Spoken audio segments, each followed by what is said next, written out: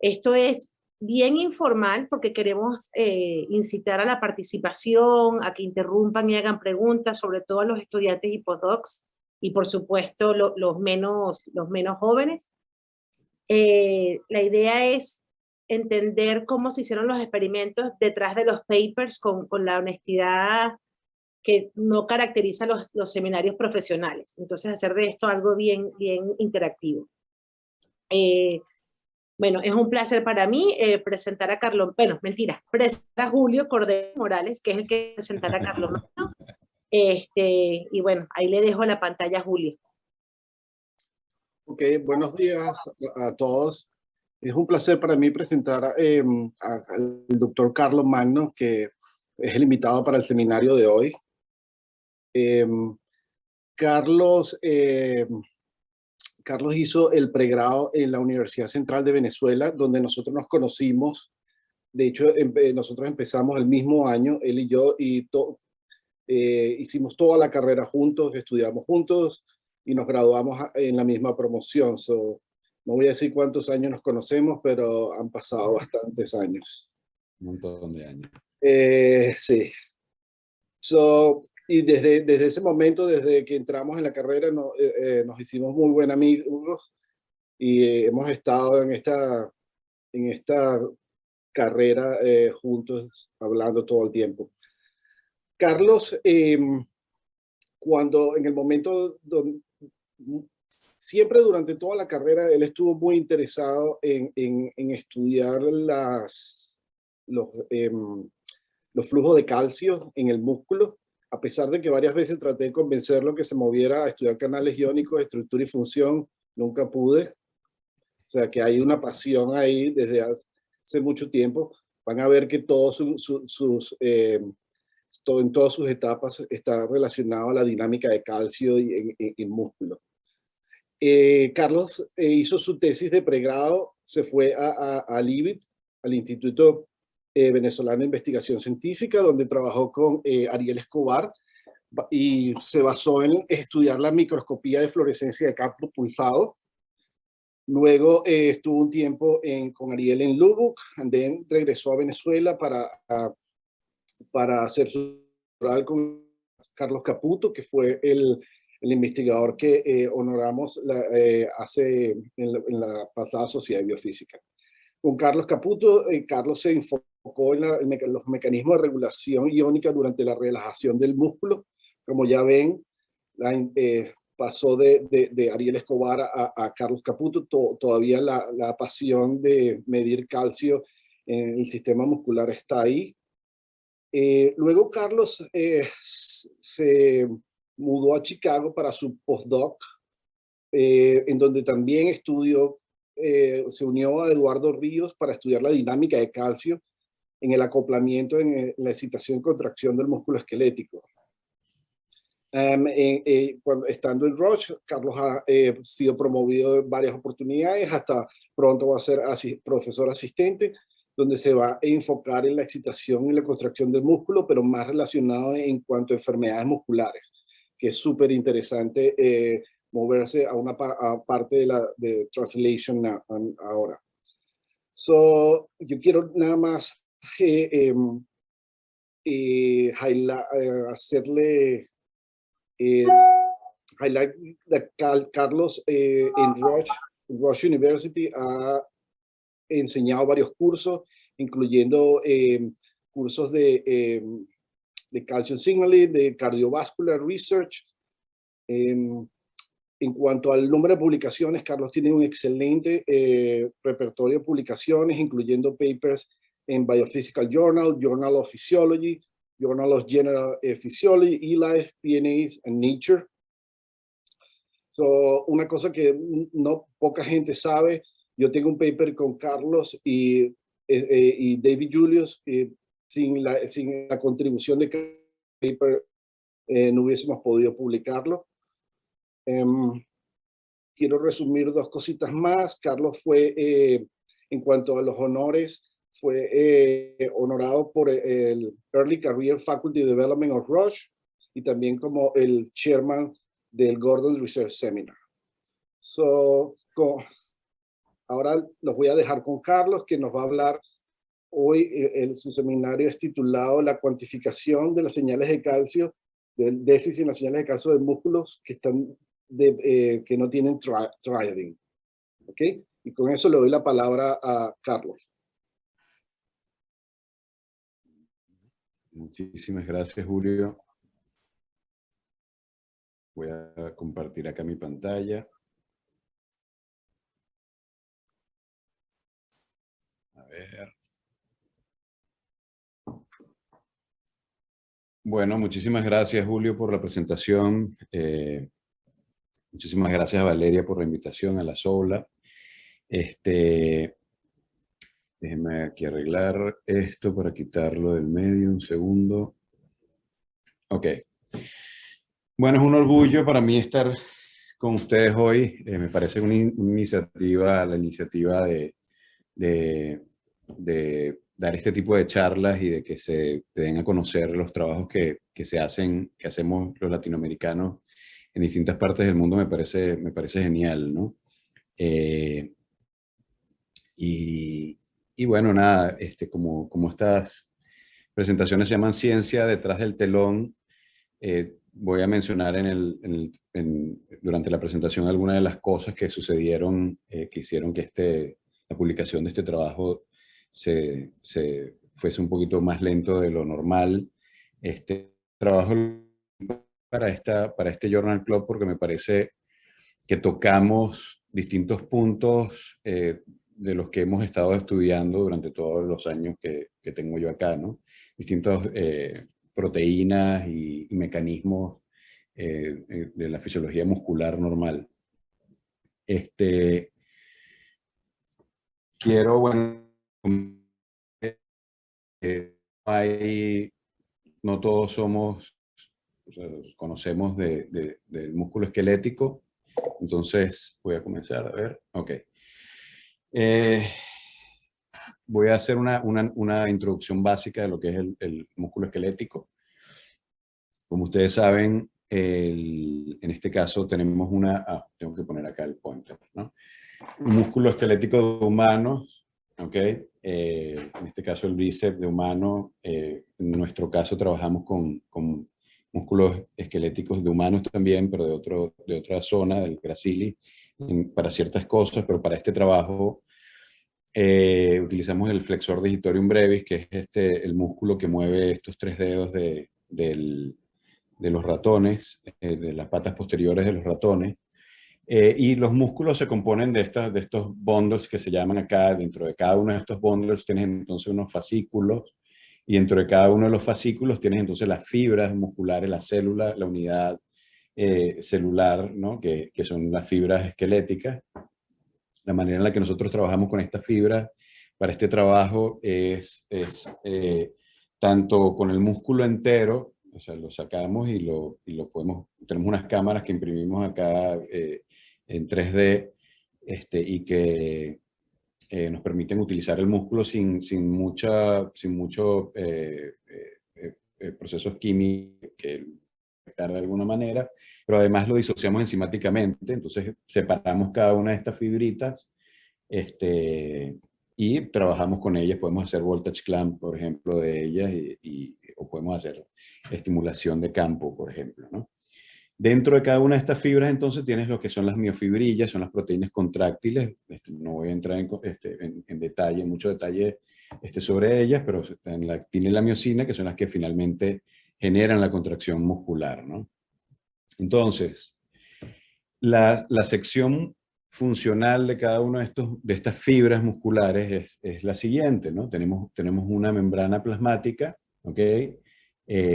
El potencial de acción se genera en esa membrana plasmática y viaja a través de estas zonas, de estas invaginaciones membranosas que llevan, digamos, esa señal eléctrica hacia el interior, hacia la región transversal de cada uno de estos cilindros que son las fibras musculares, ¿no?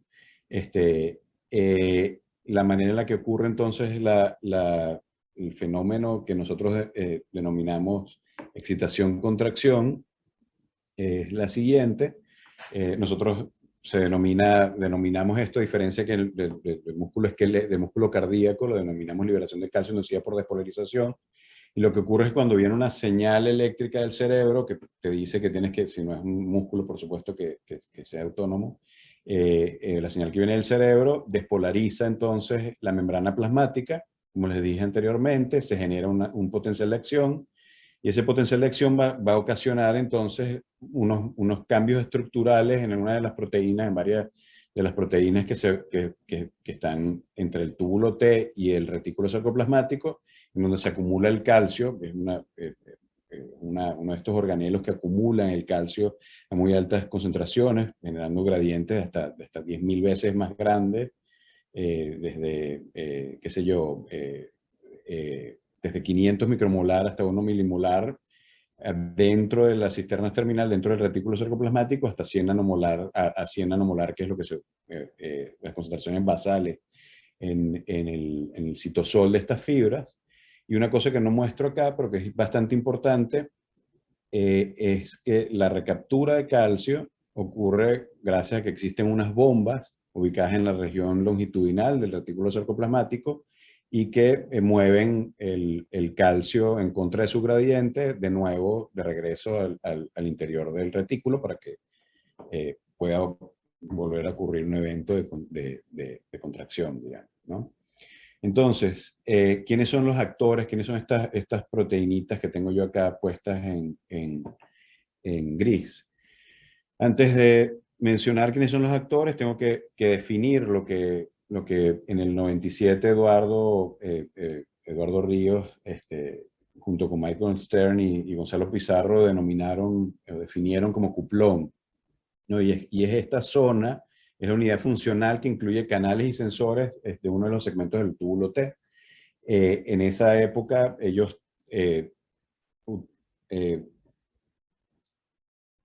solamente tomaron en cuenta lo que es el sensor de voltaje que está ubicado en el túbulo T y el receptor de renodina, que es el que genera la liberación de calcio del retículo. Entonces, pero a medida que han pasado los años, se han conocido que existen otro tipo de proteínas. Por ejemplo, en este caso tenemos, como les dije anteriormente, el receptor de hidropiridina, que se denomina, es el CAP1.1 en el caso de músculo esquelético. El receptor de renidina 1, también en el músculo esquelético, la calsecuestrina dentro del lumen del retículo sarcoplasmático y la conexión de la calsecuestrina hacia el retículo, hacia el receptor de renodina, que ocurre gracias a que existen estas dos proteínas. Es decir, no hay una unión directa entre la calsecuestrina y el receptor de renodina. Existen otras proteínas como las JP45 que entonces interactúan. Hay una unión alostérica entre la calsecuestrina y el receptor de hidropiridina. Y otra de las proteínas importantes es el STIM1, que es el que está relacionado a los fenómenos de SOCE. La entrada de calcio, cuando disminuye el calcio dentro del retículo, se activa esta entrada y ocasiona que el calcio en el citosol se eleve, ¿no? Yo pongo acá entonces los miembros del cuplón. Dentro de estos miembros no ubico en el esquema una proteína estructural que es súper importante, con la cual hemos trabajado también en el laboratorio, que es la juntina, que es la que mantiene, digamos, la unión entre la cisterna terminal y el túbulo T. Y otra de las proteínas que no forman parte del cuplón, pero que son es importante que mencione, es la cerca, es la bomba que les digo que recaptura, digamos, ese calcio al interior del retículo de nuevo. Nosotros en el laboratorio entonces hemos trabajado con esta proteína, es la que le dio, digamos, ese salto a la fama a Eduardo en el año 87 junto con Gustavo Brum. Determinaron que esta es la proteína, digamos, que genera alostérica con el receptor de renodina, ocurre la liberación de calcio en el músculo esquelético.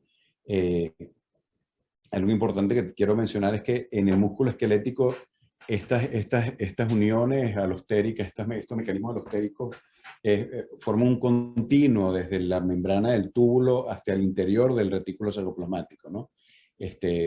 Como a diferencia en el músculo cardíaco, que acá la unión se corta entre el canal tipo L, que también es definido esta proteína, y entra el calcio y se genera entonces la liberación de calcio a través del retículo, del retículo sarcoplasmático, ocurre por el receptor de renina tipo 2 y ocurre un evento que se llama liberación de calcio inducida por calcio. Entonces ya no hay una conexión directa alostérica entre estas dos proteínas, sino que ocurre de otra manera, una manera química en lugar de mecánica. Entonces, lo importante acá de mencionar es que sí, nosotros podemos medir la actividad, digamos, de estas proteínas, midiendo el movimiento de carga del receptor de hidropiridina. Podemos medir, y es una de las cosas que más se ha hecho en el laboratorio, digamos, es medir la actividad del receptor de granodina gracias a que puedes medir el flujo de liberación de calcio a través de esa proteína, y gracias a que tenemos unos métodos en el laboratorio que son desarrollados en el laboratorio, que les voy a mencionar más adelante, que nos permiten medir el calcio dentro del retículo. Podemos calcular entonces la permeabilidad de la membrana del retículo sarcoplasmático, cosa que voy a mencionar también más adelante. La calcecuestrina es una de estas proteínas también que tiene una actividad súper importante. En un principio es un tampón, una proteína buffer de calcio, es la que mantiene el balance de calcio libre dentro del lumen del retículo sarcoplasmático, y podemos nosotros, por medio de las señales que les mencioné anteriormente, calcular, por ejemplo, cuál es el poder, la capacidad buffer, el buffering power, lo llamamos, de la proteína dentro del lumen. Y es una proteína que además tiene actividades, se ha determinado que también afecta de manera indirecta la actividad del receptor de renina, y eso lo hemos publicado y les voy a mencionar más adelante también eso. Y bueno, lo que nos trae al paper de hoy, que es la triadina, ¿no? Ahora, ¿qué sucede? Como les digo, esto es una unión continua. Cada vez que ocurre un cambio, una mutación en alguna de estas proteínas, ocurren cambios patológicos para el músculo, ¿no? Uno de esos cambios, entonces, ¿qué es lo que ocurre? ¿Qué sucede si hay una alteración, digamos, si se encuentra ausente alguna de esas proteínas o se encuentran alteradas? Entonces, en el 2015 nosotros publicamos una revisión que les recomiendo, que es de ese evento que denominamos entonces cuplonopatías, ¿no? ¿Qué sucede cuando hay cambios, mutaciones puntuales o ausencia de esas proteínas? Y yo coloco acá esta tabla en donde se resume, digamos, que algunas de esas mutaciones. Tiene mutaciones en los genes tanto del receptor de hidropiridina como de renodina, que generan cosas que hemos estudiado bastante en el laboratorio, que es la hipertermia maligna. Lo hemos estudiado con músculos de humanos. Nos mandan biopsias de la Universidad de Toronto, de la unidad de hipertermia maligna de Toronto. Nos mandan entonces biopsias y nosotros podemos hacer cultivos primarios o estudiar las fibras como tal. Acá hago un resumen de algunos de los trabajos en donde, utilizando esas proteínas del cuplón, entonces nosotros podemos evaluar qué es lo que sucede de manera normal y en manera patológica, ¿no? Dentro de la proteína que nos trae acá hoy, es la triadina. Se ha encontrado que en ratones ocasiona debilidad muscular, ¿no? Cuando está ausente esta proteína o cuando está mutada. Entonces, ahora, ¿qué sucede? Existe esto igual que en humanos, existe una patología asociada a esta proteína, como ocurre con la hipertermia maligna, por ejemplo.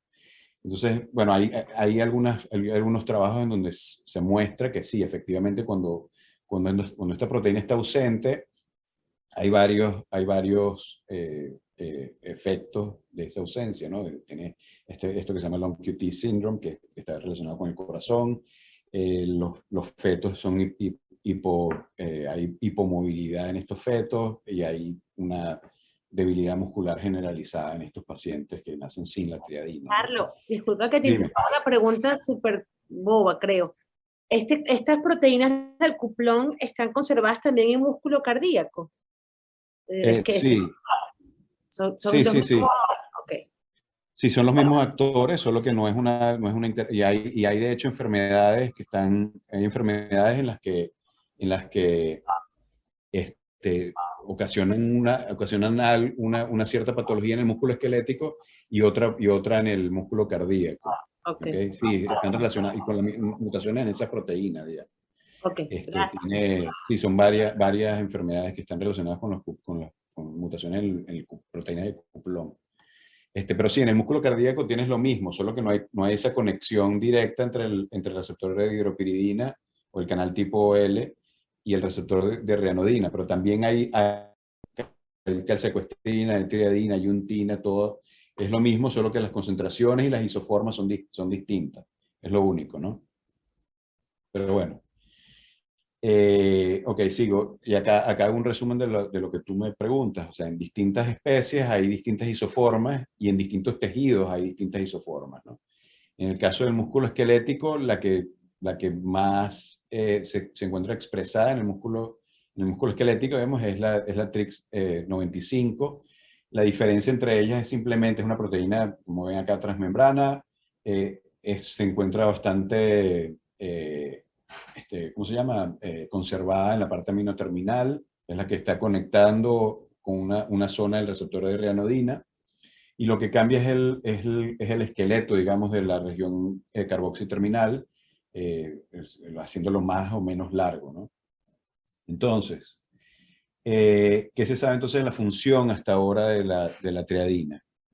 O sea, yo hago acá un resumen, no voy a entrar en detalle en todos los trabajos que están hechos, pero la triadina es una proteína que es relativamente nueva,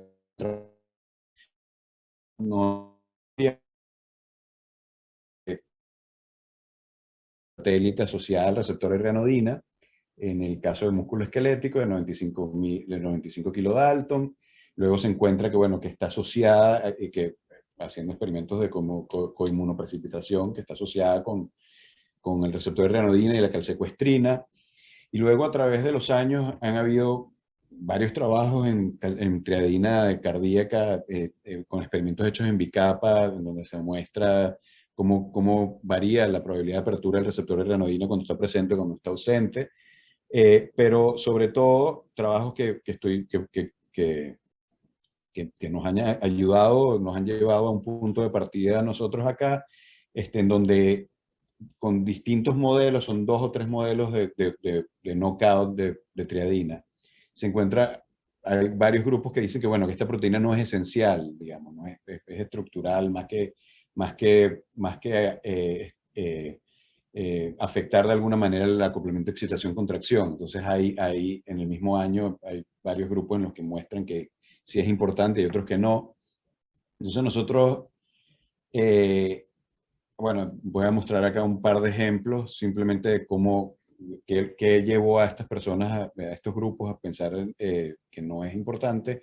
Ellos utilizan en este caso miotubos primarios provenientes de ratones sin triadina, los cargan con flujo 4 para medir los cambios de calcio, estimulan eléctricamente y ven que hay liberación de calcio en el wild type, y que cuando utilizan cafeína, que es bastante efectiva en los miotubos para liberar el calcio, encuentran que la cantidad de calcio liberada es menor en ambos casos, cuando estimula eléctricamente y con cafeína.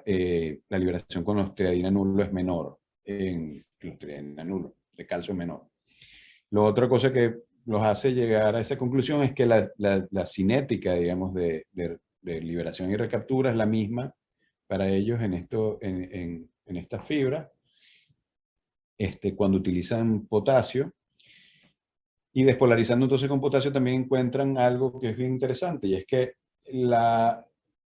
hay un desplazamiento en las curvas de despolarización por potasio. Es decir, que hay un cambio en la excitabilidad de membrana, cosa que hace que la conclusión de que no sea importante tal vez es un poquito, se puede discutir, ¿no? Entonces, el siguiente trabajo que quiero mostrar simplemente para que vean cosas que nos llevaron hasta donde estamos hoy es en donde ellos dicen que sí es importante para la excitación-contracción. varias de las cosas importantes que se encontraron en ese trabajo es que las proteínas, algunas de las proteínas del cuplón están súper modificadas. Por ejemplo, la calsecuestrina se encuentra subexpresada en esos músculos. El receptor de dihidropiridina se encuentra sobreexpresado. Ellos concluyen en este caso que hay una diferencia, que hay un efecto en el acoplamiento de excitación-contracción porque la fatigabilidad, digamos, de estas fibras la tasa de fatigabilidad es más lenta, aunque producen menos. Estos son señales, ¿cómo se llama? Normalizadas. La fuerza que se genera, hay debilidad muscular, pero se fatigan menos rápido. Ahora, algo que quiero mencionar acá, por eso lo puse acá en el centro, es que en el caso de que existen, en el caso de los triadina nulo, cuando ellos hacen la ultraestructura de las sarcómeras de estos músculos, encuentran algo que es súper importante. Acá, esto que está acá, esto que ven acá es una cisterna terminal, esto es un túbulo T, esto es un corde transversal, digamos. Y otra cisterna terminal, ¿ok? Esta es la tríada. Y estos son dos mitocondrias y ocurre lo mismo del otro lado. En los músculos de los triadina nulo, hay una cierta cantidad de túbulos T y de membranas, digamos, que se ubican de manera normal, de manera lineal en lugar de basal. Y esto es importante que lo tengan en mente porque voy a hablar un poco sobre esto más adelante, ¿no? Es lo mismo que había mencionado antes. Entonces, bueno, nuestro punto de partida para este trabajo es que en miotubos de triadina nulo, son los experimentos, la mayoría de los experimentos que se hicieron con mediciones de calcio, presentan una menor liberación. Esto puede deberse entonces a que hay una menor excitabilidad de membrana o que el contenido del ion dentro, con mecanismos indirectos, ellos observaron que es menor dentro de los miotubos de triadina nulo, ¿no? La otra cosa importante es que las concentraciones de las proteínas del cuplón también varían, ¿no? Por ejemplo, la mitad de la calsecuestrina se encuentra presente en los triadina nulo y el doble del receptor de hidropiridina en el músculo wild type. Entonces, la primera pregunta es, bueno, ¿será que esto es producto también, o sea, el hecho que hayan dos grupos que estén peleando, o sea, dos o tres grupos, si es importante o no, es producto de cómo se generaron estos ratones triadina nulo? Entonces, una de las cosas que nosotros tuvimos en mente es, bueno, utilizar cada uno de estos modelos y ver qué pasaba con nuestro sistema, si podíamos evaluar alguna diferencia con cada uno de los modelos. Entonces, el grupo de Claudio Pérez en Harvard nos permitieron despertar la colonia de animales, la gente de Charles River, nosotros les pagamos un dineral, y los tipos entonces nos tenían que enviar unos ratones homocigotos y resulta ser que nos mandaron entre wild type y heterocigotos un desastre. Bueno, mientras nos dimos cuenta y cruzamos los animales para generar los dobles homocigotos, bueno, tardamos un montón de tiempo, ¿no? Es uno de los problemas que están detrás del telón. El grupo de Isabel Martí de Francia nos mandó entonces también ratones para evaluarlos acá. Teníamos en el bioterio teníamos como 50 cajas cruzando animales para generar la línea de Claudio Pérez. Yo tuve el error más grande de mi vida fue no poner las dos colonias en racks distintos. No tenía yo toda mi cosa organizada, ¿no? Y había una persona en el bioterio que se dedicaba a cambiarles el bedding a las camas, máximo de 5. Yo cuando ponía a reproducir los ratones, ponía 3 ratones para que dos machos y una hembra, o 2 hembras y un macho, esto no recuerdo. El hecho es que esta mujer, bueno, lo que hacía era que completaba las aulas con 5 ratones, cambiaba, los volvía a meter. Y de ahí tenía los 2 modelos, ¿no? Y llegó un momento, después entonces cambiaron además, automatizaron el sistema de tarjeta de cada una de las cajas y nos dimos cuenta entonces que además me quitaron donde tenía puesto yo las notas de cada una. Fue todo un lío. Entonces, bueno, decidimos dejarlo esto como un modelo nuevo, los ratones se empezaron a reproducir, hicimos el enotipaje y bueno, al menos eran triadina nulos, pero no pudimos entonces determinar si era o no era diferencia entre estos dos modelos, ¿no? Entonces, bueno, lo que tuvimos que hacer es verificar y cuantificar de nuevo las proteínas. En la mayoría de los casos las proteínas son más o menos, se comportan de manera similar. Una de las cosas interesantes es que STIM1 se sobreexpresa, el receptor de hidropirina se expresa, el receptor de ranodina también, cerca también se expresa, y la calsecuestrina disminuye en nuestro caso como un 40% del valor que se encuentra en el wild type, ¿no? Entonces, ¿qué sucede en nuestro caso ahora que tenemos estas variaciones, ¿no? ¿Qué sucede con la regulación del calcio basal, digamos, dentro del retículo y dentro del citosol? Entonces, la manera en la que nosotros medimos este tipo de cosas es utilizando el método de Marino de Bifranco, que publicó en el 2007, donde electroporamos, digamos, los músculos del flexor digitorum brevis, de la pata posterior, y utilizamos entonces una secuencia, la secuencia de la calsecuestrina dentro de ese plásmido, y generamos en el laboratorio este biosensor que es un CFP-YFP que nos permite entonces determinar las concentraciones de calcio dentro del retículo, en el lumen del retículo, es lo que se ve acá expresado en esta fibra, ¿no?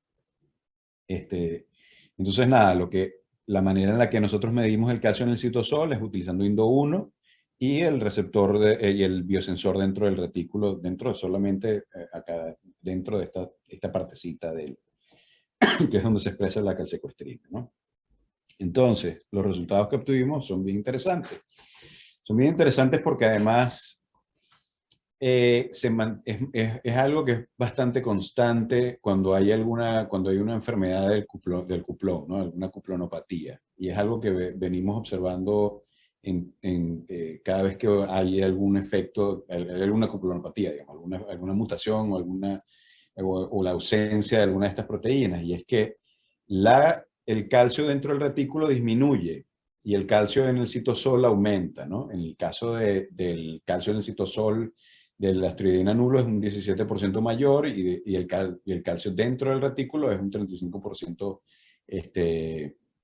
mayor en el wild type que en el triadina nulo. Entonces, una de las maneras de explicar esto es que hay una apertura de SOCE cuando ocurre una disminución de la capacidad buffer dentro del retículo porque tienes menor expresión de la calsecuestrina. Por lo tanto, disminuye las concentraciones de calcio libre en el retículo y se activa SOCE y se activan otros canales que Claudio y José Miguel Eltit publicaron en el 2011, además del SOCE, ¿no? Pero que ocasionan entonces esta elevación en el calcio citoplasmático. Entonces, ¿qué sucede entonces con el movimiento de carga? ¿O qué sucede entonces cuando hay una sobreexpresión? El siguiente. Entonces, yo voy a ir explicando lo que hicimos en el trabajo desde las proteínas que van desde el túbulo, desde arriba hacia abajo, ¿ok? Desde el receptor de hidropirina hasta la calsecuestrina. Lo primero que voy a mostrarles entonces es la figura, creo que es la figura 2 del paper, que sucede cuando tienes una sobreexpresión del receptor de hidropirina. Lo que esperábamos era que hubiese un mayor movimiento de carga.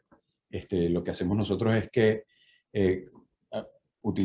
clampeamos, hacemos voltage clamp de estas fibras y lo clampeamos en menos 90 milivoltios y hacemos pulsos entonces de menos 60 hasta más 50 milivoltios y calculamos entonces el área debajo de la curva de cada una de estas señales que están acá y generamos entonces estas curvas donde las ajustamos con una Boltzmann y encontramos entonces algo que es todo lo contrario, es algo bien interesante que ya se había encontrado en miotubos además.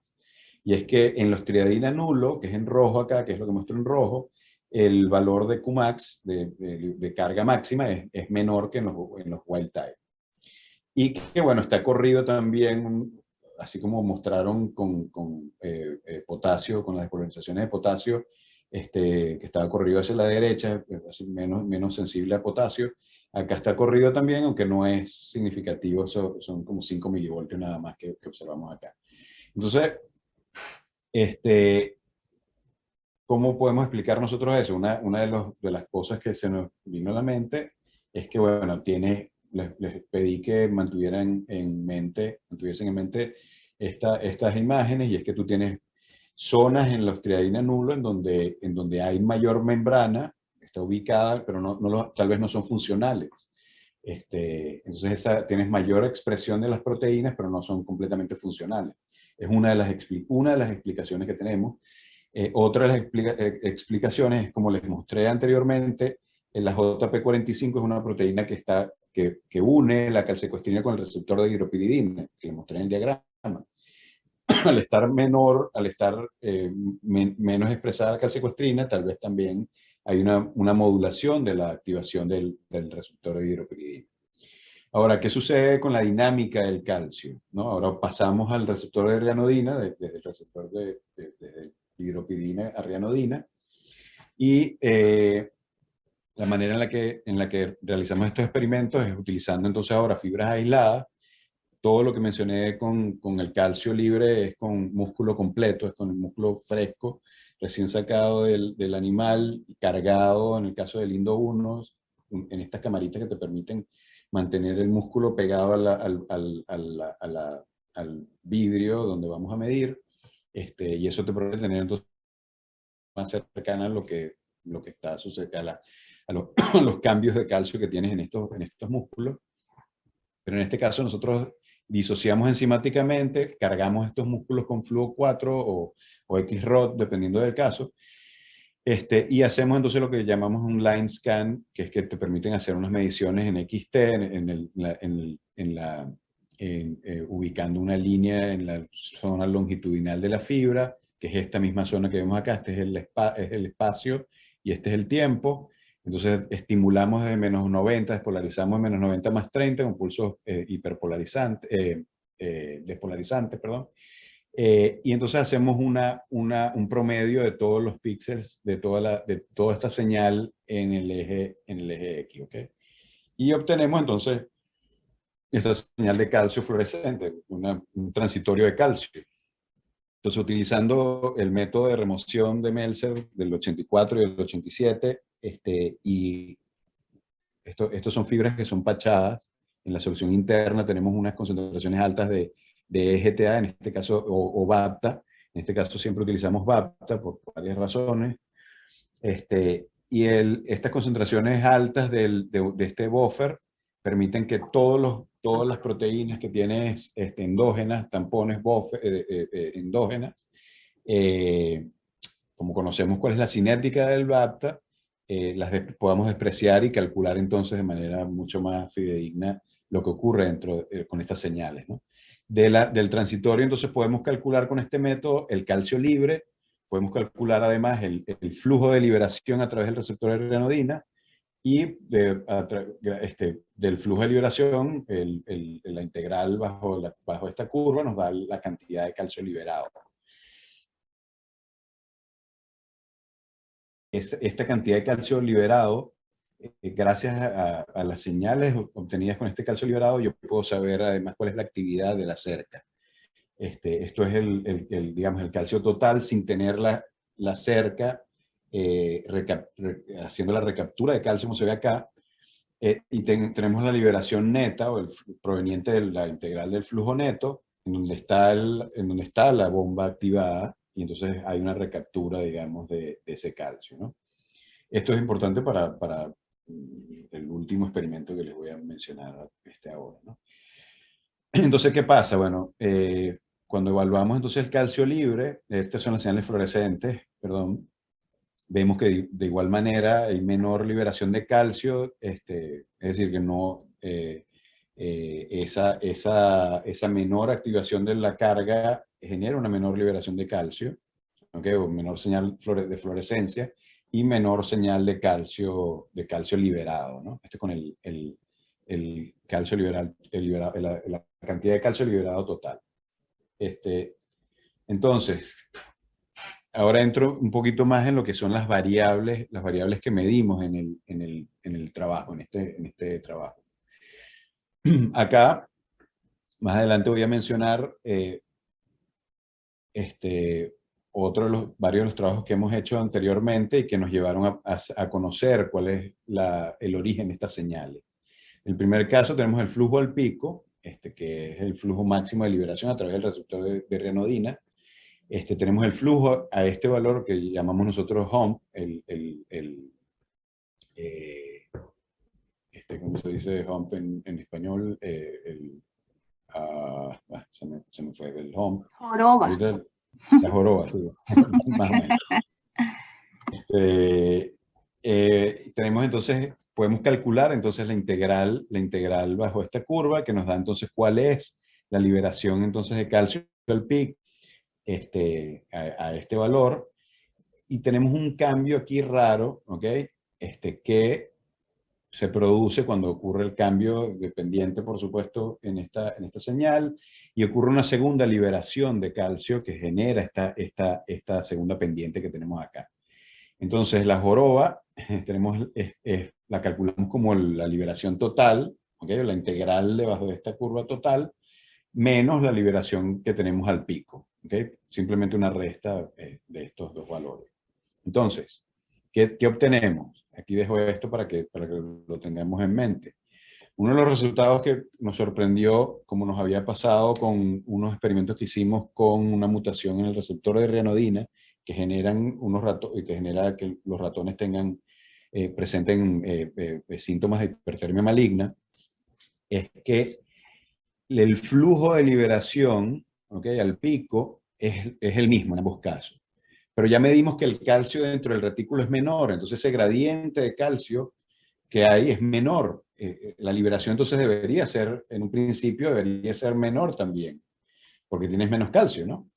Sin embargo, no es así. Y lo que sucede es que la manera de explicar esto es que la permeabilidad de la membrana es mayor en el caso de los triadina nulos.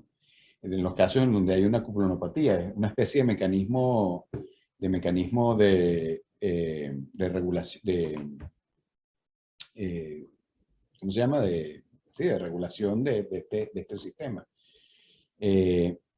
Para que ocurra una liberación normal.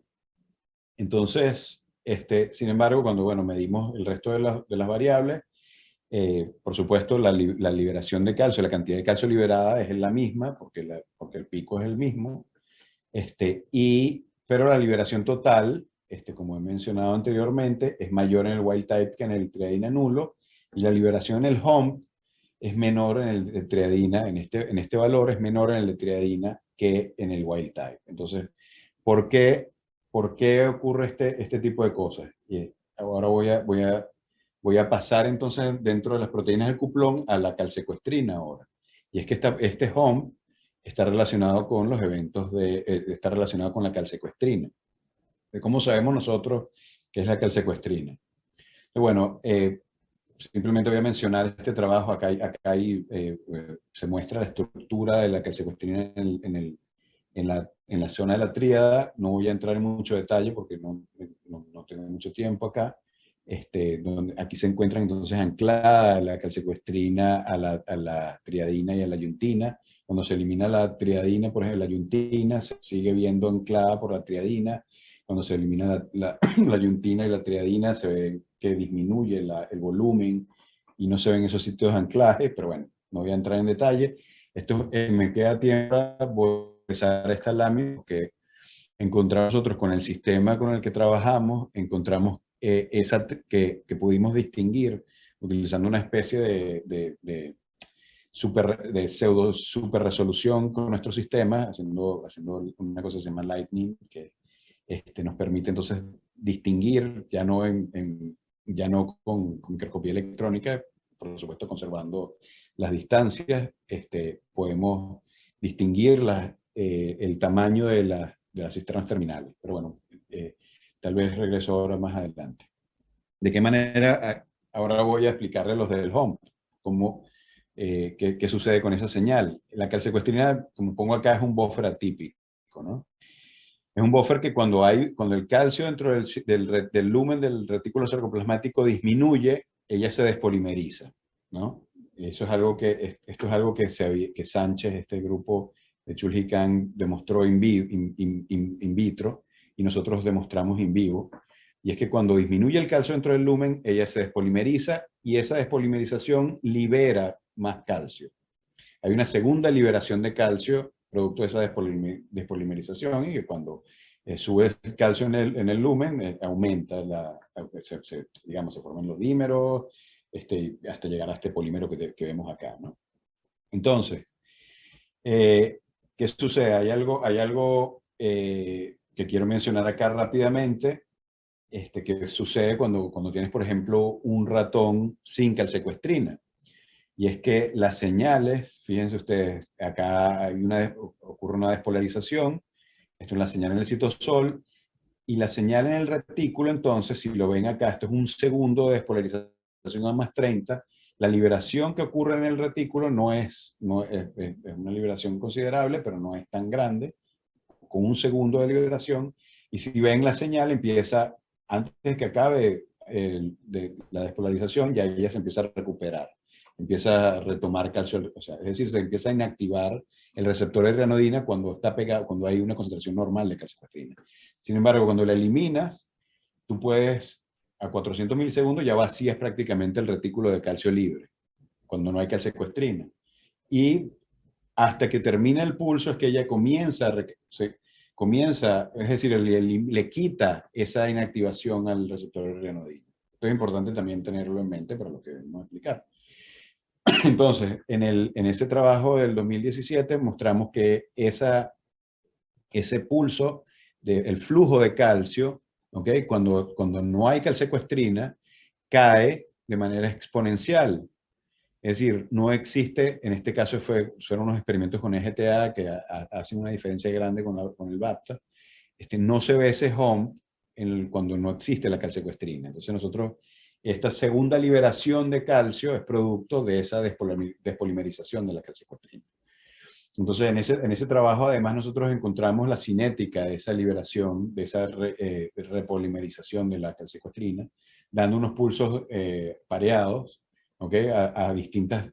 Aumentando la distancia entre cada uno de los pulsos. Encontramos que dos cosas importantes. Una, que el pico, el valor máximo del flujo de liberación, disminuye, por supuesto. Bueno, no por supuesto, hay menos calcio disponible, el gradiente es menor y por lo tanto el valor máximo disminuye, pero desaparece además el hump, ¿okay? Que es este que está acá. Y se recupera entonces con una cinética determinada.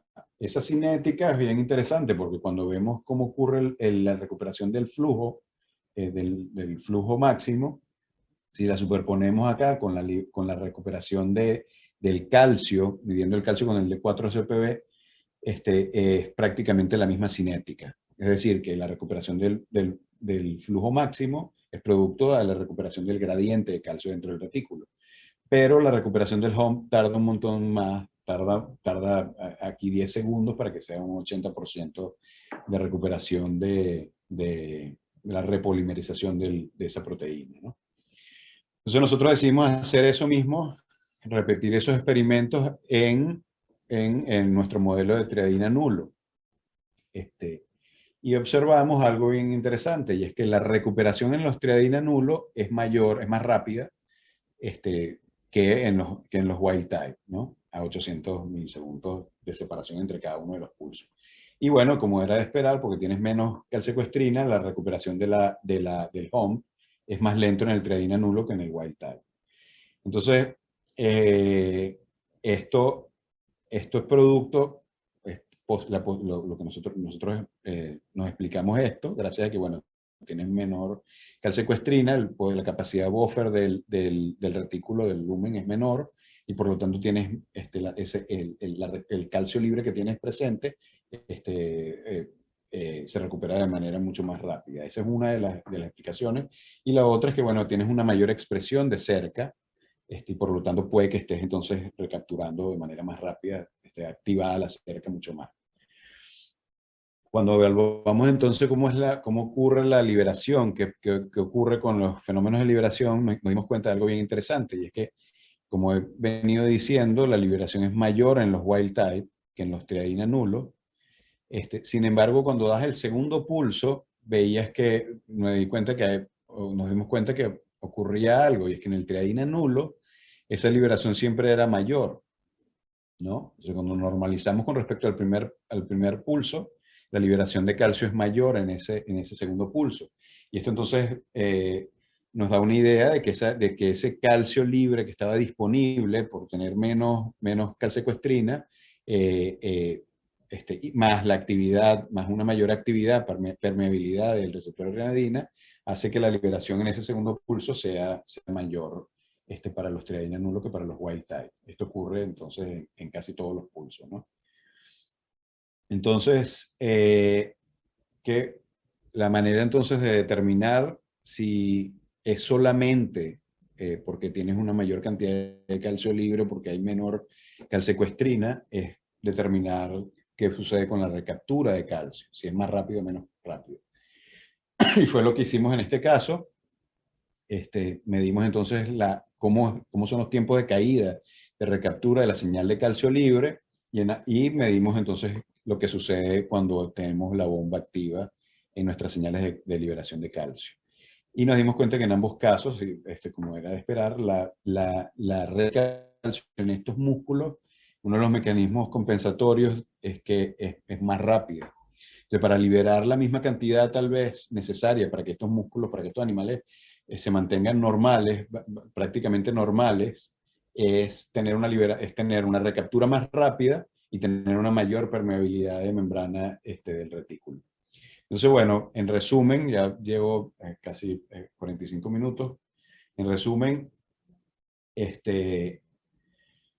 al eliminar la tiradina, se generan cambios significativos en la expresión de proteínas del cuplón, la excitabilidad de membrana se ve parcialmente afectada, las concentraciones de calcio tanto en el retículo como en el citosol tienen un nuevo estado estacionario, como ocurre en la mayoría de los casos de las cuplonopatías.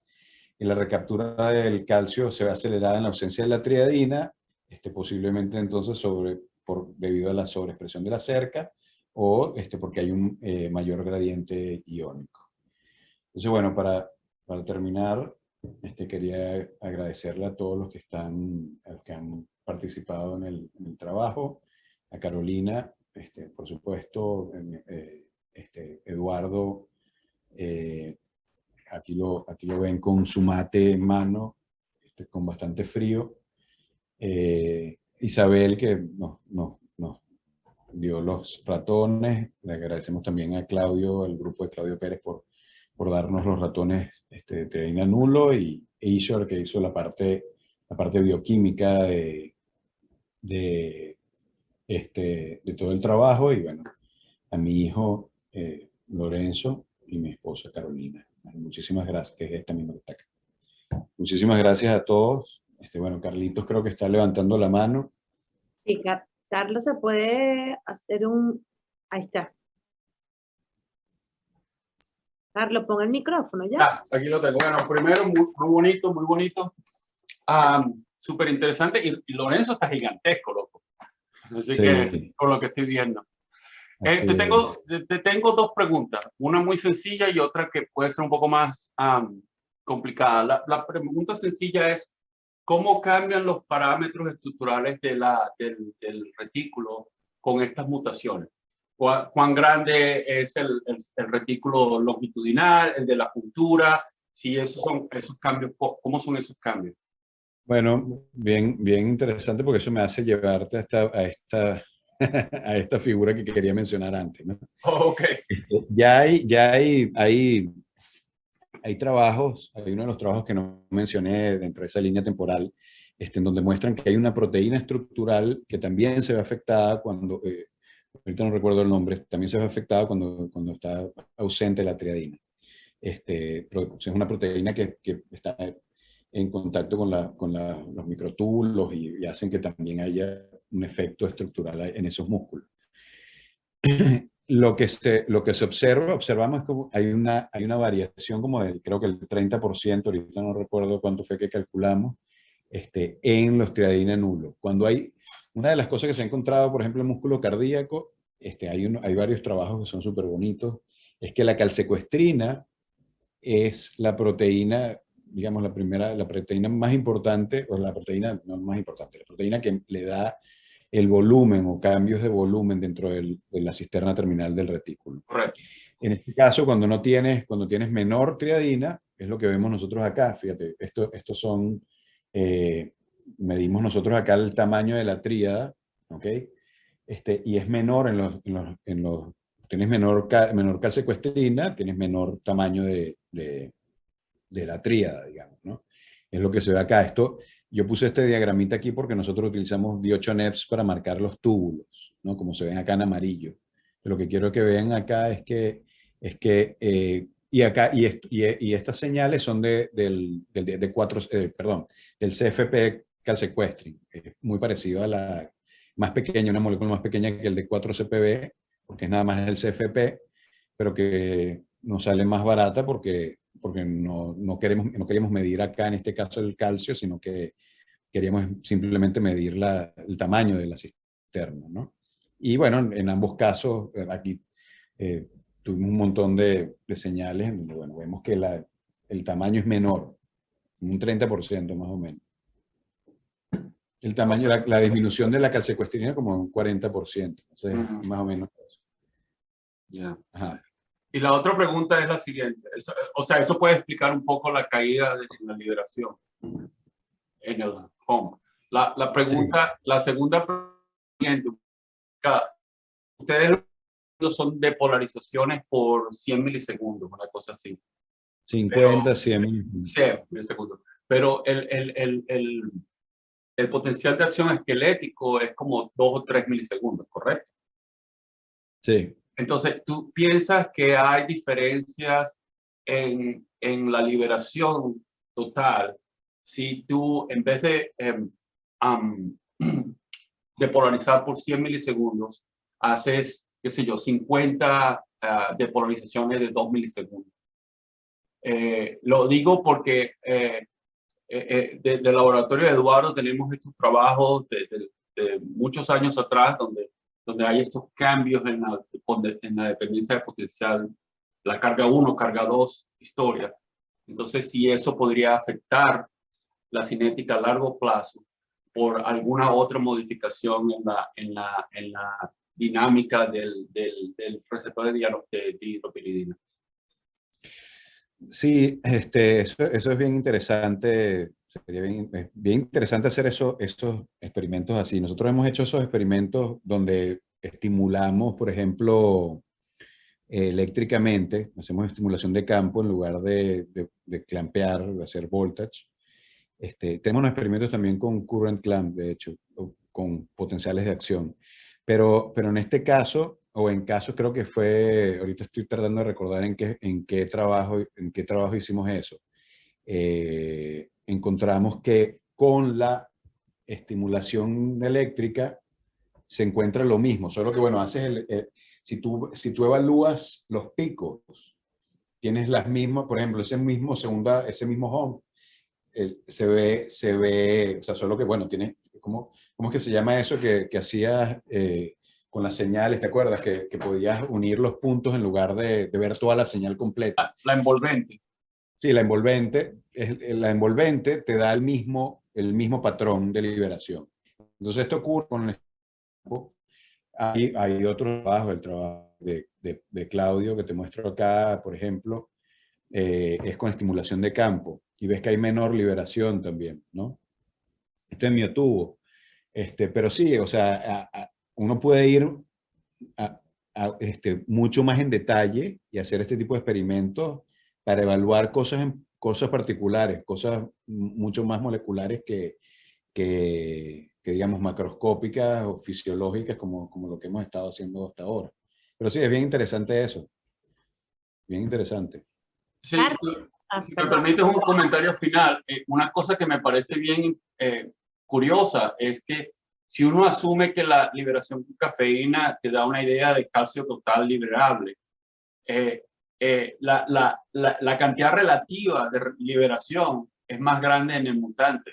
pareciese, porque son parecidas. Eso es lo único que me parece curioso. Sí. En cantidad relativa de liberación, dices tú.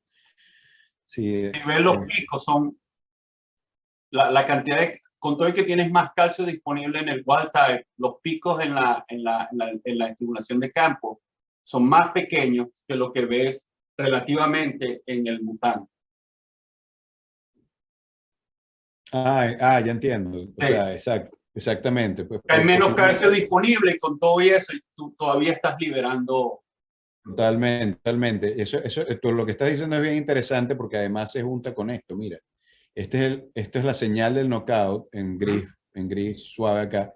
Fíjate que la recuperación además en esos casos es mayor también es más rápida la recuperación. O sea que es más o menos lo mismo que hemos visto nosotros. Ya. Pero en este caso, bueno, es despolarización química, ¿no? Ya. Pero sí, tienes razón. O sea, la relación entre la liberación máxima acá y la liberación máxima acá es más o menos lo que vemos nosotros también. Hay una mayor permeabilidad. Súper bonito. Sí. Carlos, una preguntita.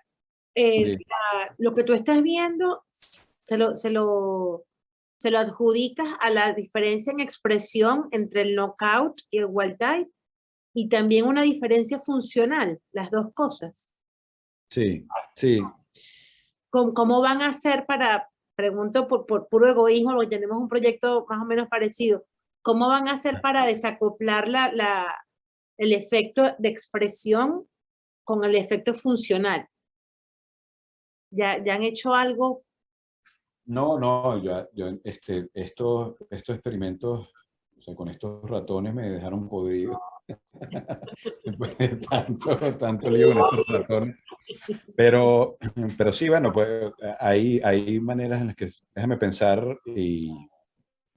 Porque claro, la manera, lo de la expresión es fácil, hay más o menos proteína cuando tienes la triadina o no, pero la cuestión de cómo acoplas esta single transmembrane helix en ese modelo del cuplón, ¿no? ¿Qué es lo que hace? Si es mecánico, si es de binding, ¿tienen alguna idea? O quizás lo dijiste y no lo agarré. Repíteme eso, por favor. La triadina, por lo que recuerdo al principio, tiene una sola hélice transmembrana, un C terminal súper grande y el N terminal que creo que interactúa con el canal de calcio. ¿Es así? El N terminal es el que va hacia el lumen, el que interactúa con la calcecuestrina.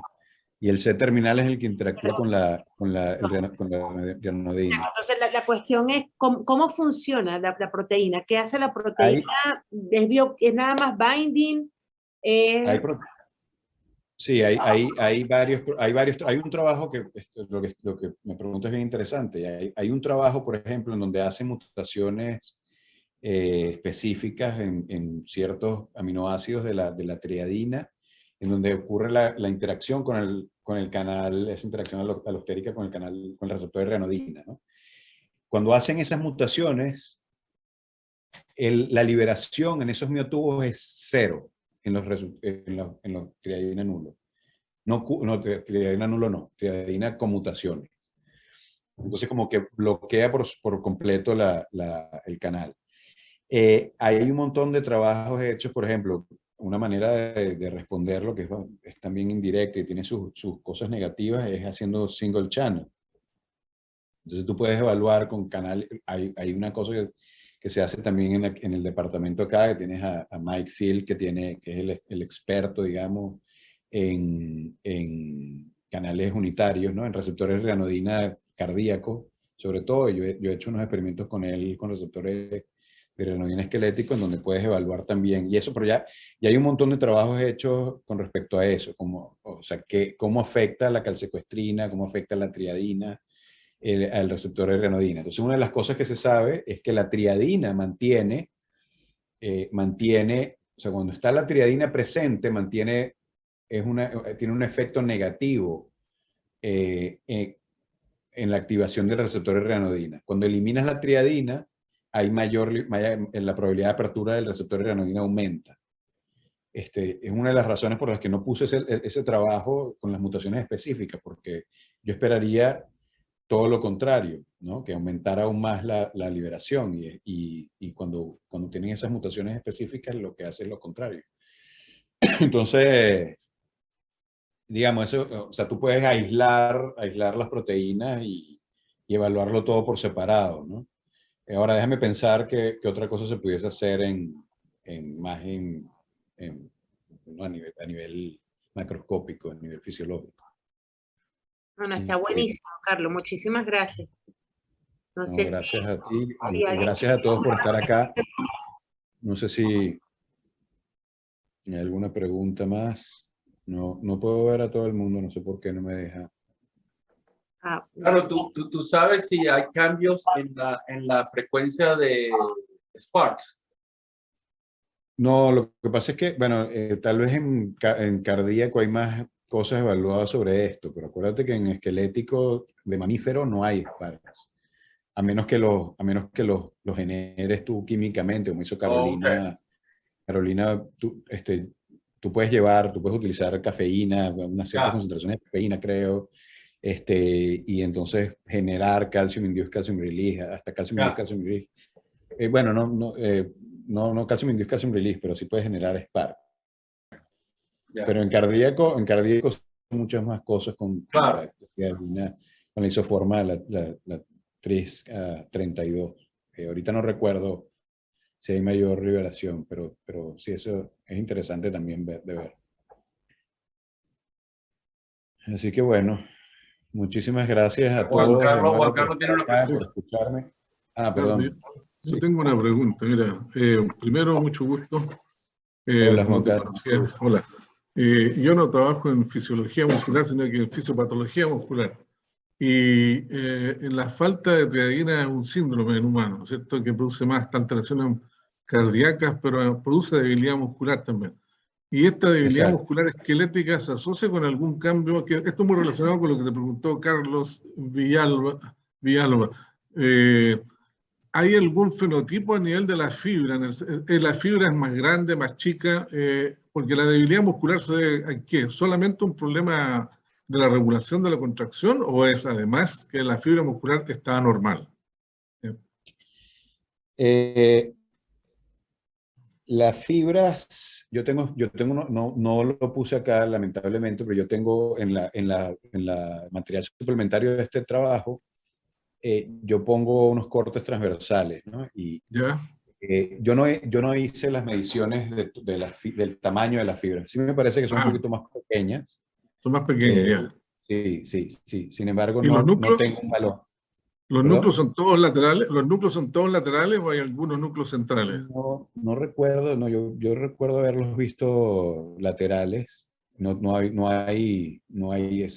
se genera, digamos, a la edad además, ¿no? Yo trabajo de 6 a 8 semanas de nacido el animal. Tal vez cuando ya están mayores los animales generan central core disease y este tipo de cosas. Sí, O esto que se ve acá, lo que muestro acá en la lámina, que sí, son acumulaciones. En algún momento en tu charla mencionaste que algunos de estos cambios de la cantidad de cantidad de calcio libre citoplasmático podían estar relacionados con falta o cambio de la permeabilidad de las membranas. Entonces, no sé si eso lo has evaluado. No un cambio en la permeabilidad. Lo que sucede siempre, hay una teoría que publicó Eduardo, que viene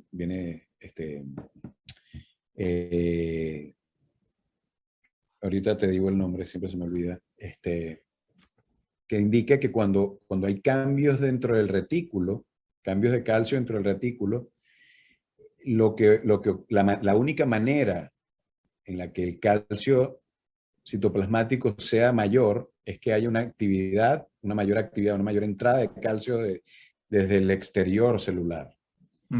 Y esto ocurre porque se activa y hay el trabajo de José Miguel y Claudio en el 2010 y 2011 muestran que hay una mayor quenching de manganeso por entrada de calcio a través de SOCE, y ellos tienen otra entrada que es TRPC, de los TRPC channels en la plasmática, ¿no? Entonces sí, aumento la permeabilidad de calcio de la plasmática, producto de la disminución de calcio del retículo.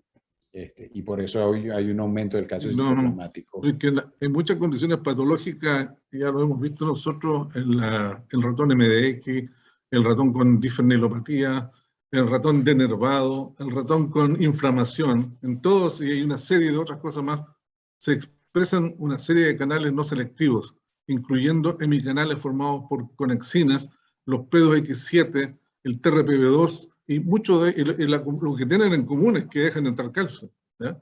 Y tú bloqueas uno de estos canales y normaliza la permeabilidad bastante, y normaliza no solo la permeabilidad, sino que el estado general del animal y del músculo. Así es. Sí, sí. Entonces, mi pregunta era si que había mirado alguna de estas posibles.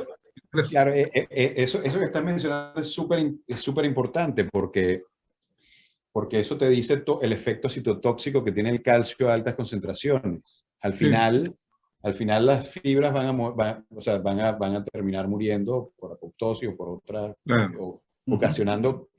Y tenemos un trabajo con la iontofilina justamente relacionado con eso, con la mayor concentración en pacientes con mutaciones o sin mutaciones que generan hipertermia maligna, tienen mayor calcio citoplasmático también, y esto hace que se activen calpaínas que cortan la iontofilina en una sección determinada. Eso tenemos ese trabajo con Ishwar en eLife ahorita, y uno se está mandando de nuevo ahora, y es que corta una sección de la iontofilina. Y esto, por supuesto, si cortas la iontofilina, los cambios estructurales son significativos, son gigantescos, porque ya pierdes un poco esa conexión que tienes en la tríada. Las tríadas se hacen más alargadas, se pueden generar estas tríadas que ahora están ubicadas en lugar de transversales, están ubicadas longitudinalmente. Entonces, sí, el calcio elevado es algo que no quiere la célula. Que si tú encuentras la manera de disminuirlo, de disminuir la entrada de calcio extracelular, vas a ayudar un montón a la célula. Ahora, eso no quiere decir que vas a ayudar a la supervivencia, digamos, a que la fibra dure mucho más tiempo, pero tal vez el calcio, tal vez la fuerza la fuerza generada, la fatiga, no va a mejorar con estos casos, porque tienes menos calcio, dependiendo de la patología, por supuesto. Porque vas a tener menos calcio dentro del retículo, y la fibra y el músculo no va a ser capaz de mantener ese nuevo equilibrio, pseudoequilibrio de calcio que puede salir al citosol para activar las proteínas contráctiles. Sí, entonces, depende de la patología, eso está claro. Ya, sí, muchas gracias. No, gracias por la pregunta. Gracias. Carlos, yo tengo una pregunta rápida. Dime, Julio. Estoy viendo aquí un paper en JGP de Isabel Martí, donde muestra las interacciones de la triadina con el loop del receptor de renadina. Ahora, la pregunta que yo tengo es, ¿el jointing también se interactúa con la misma región?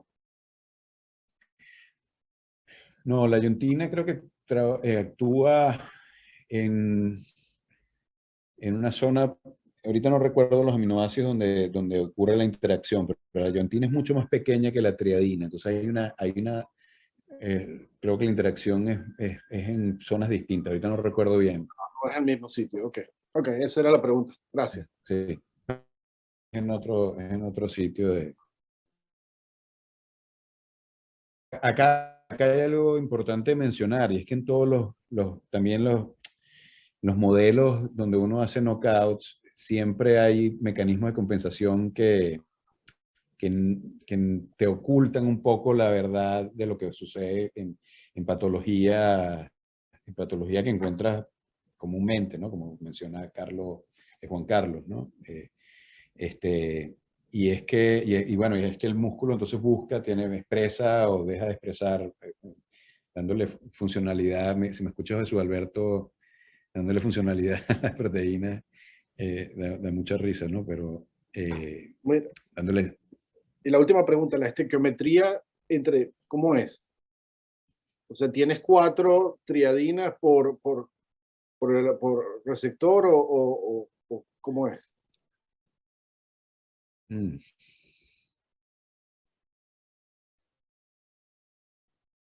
No recuerdo ahorita cuántas triadinas están. Yo creo que nadie sabe eso.